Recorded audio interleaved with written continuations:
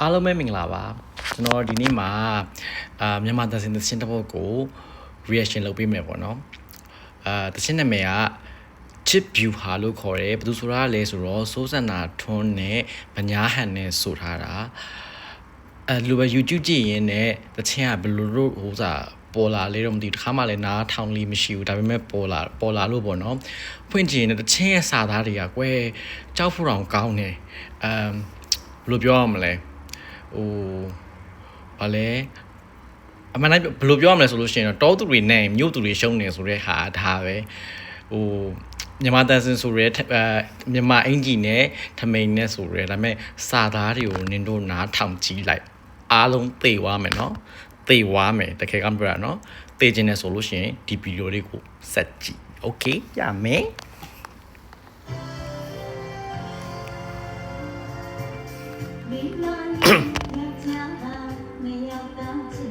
မနဲ့နှစ်ယောက်သားချင်မယ်တွေ့လားကောင်းမ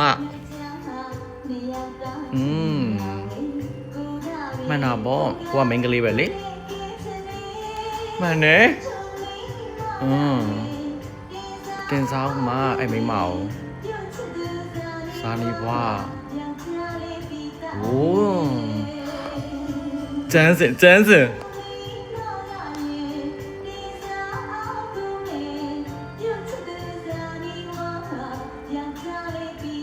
ဒါဘောယောက်ျားပီတာရင်ကြိုက်ရမယ်လေမှန်နဲ့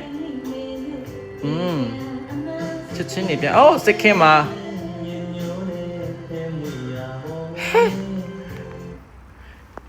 ဤစညညုံးတဲ့ဖဲမွေရာဆိုတာကဟိုအရင်ခစ်တုံးကပဲလေကိုရီအဖေမေခစ်တုံးကမင်္ဂလာဆောင်ပြီးဟေးဆိုလို့ရှိရင်မင်္ဂလာဆောင်ပြီးွားဓာတ်ပုံရိုက်ကြရမလားအခုဘက်ခင်မှာဆိုလို့ရှိရင်ဒါခမ်းမ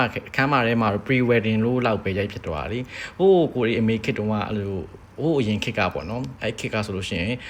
အိယာကြီးဘော်တွေမှာလူကြီးတွေအဲ့လိုကြီးရိုက်ကြတာအဲ့လိုမျိုးနေမှာပေါ့ကွယ်အခုဟာလေညကသာလင်မယားပေါ့နေမှာပေါ့နော်ထိုင်းဝင်ရပါမှာချစ်တလင်းခေါ်မှာနော်ချစ်တလင်း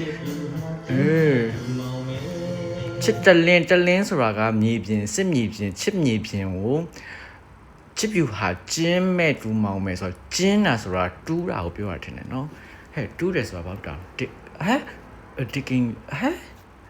အော်ဝါအော်တောက်ဖို့ကောင်းလိုက်တာတော်ပါပြီဟဲ့စိတ်ရှုပ်လိုက်တာတောက်ဖို့ကောင်း